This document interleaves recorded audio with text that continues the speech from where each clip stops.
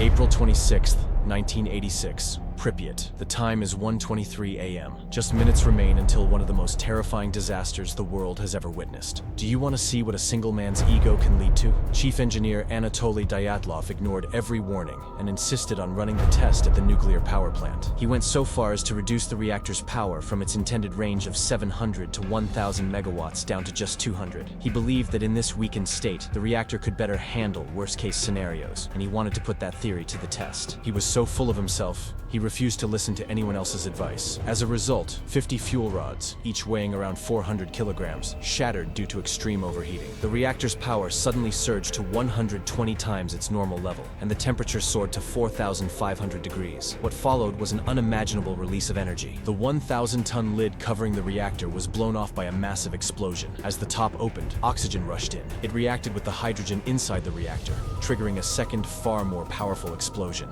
This led to the complete explosion of the reactor, the entire nuclear plant. 50 tons of nuclear fuel were released into the atmosphere, 10 times more powerful than the bomb dropped on Hiroshima, and 700 tons of radioactive granite spread across the area. From that moment on, everything you touched was contaminated. Some residents of Pripyat stood on a bridge that night, watching the fire and the glowing lights caused by radiation in the sky. But everyone who stood there was exposed to a lethal dose of radiation. Within just a few years, they all developed cancer and passed away. In time, that bridge would be known as the Bridge of Death. The fire in the reactor was far too intense to be extinguished with water, so nearly 2,000 helicopter flights were carried out, dropping sand, boron, and lead onto the reactor in an attempt to contain the blaze. These materials were used to smother the fire and to reduce the spread of radioactive particles into the atmosphere. The evacuation, which should have begun immediately after the explosion, didn't start until 36 hours later. Around 350,000 people from Pripyat and nearby towns were told they were being relocated just temporarily.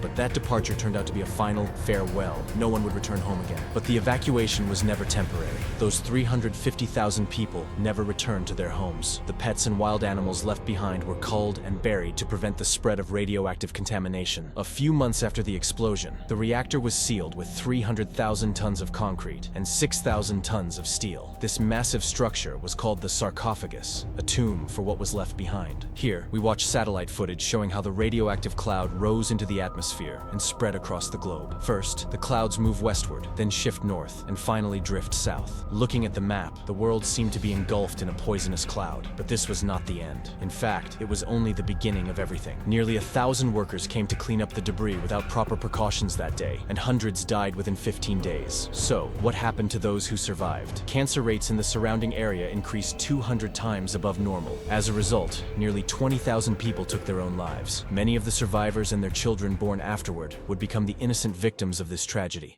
Ну, мощность взрыва, я не могу сейчас вам точно сказать, какая была мощность взрыва, но могу только сказать, что шатер, весь железобетонное все ограждение было, так сказать, нарушено, и все это было как во время бомбежки какой-то. Картина была страшная. Как-нибудь я вам покажу фотографию, отдельную фотографию, то, что еще сохранилось от этого. The Chernobyl nuclear reactor was one of the Soviet Union's proudest engineering projects and produced enough electricity to power approximately 30 million people. It was considered one of the greatest achievements of Soviet engineering. Now, let's take a look together at the area where the explosion happened. After 30 years, the city has started to recover, just like nature renewing itself in the most perfect way. Places where children once ran and played joyfully are now left to decay and lie completely empty. The hospitals remain abandoned just as they were that day. Here is a school, and a gym under renovation has been left exactly as it was. The summary of the event is as follows. An explosion released 8 tons of nuclear gas. 115,000 people were evacuated, and a total of 500,000 workers were deployed in the area. At the time of the explosion, 34 people lost their lives. Some survivors had to live for years under the effects of this radiation. A video of people allegedly mutated attacking a soldier. Стреляют, товарищ командир, стреляют! Двое его преследуют. Подлетают 70 градусов на юг. Еще один. Их уже 4, которые его преследуют. Их уже 5, товарищ командир, 5. Двое справа. Среди вышел из здания. 5, товарищ командир, 5. Стреляют, товарищ командир, стреляют! Его поймали!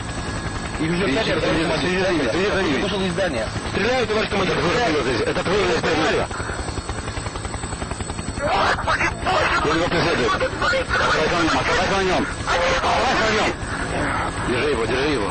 Господи, мне это что не нравится.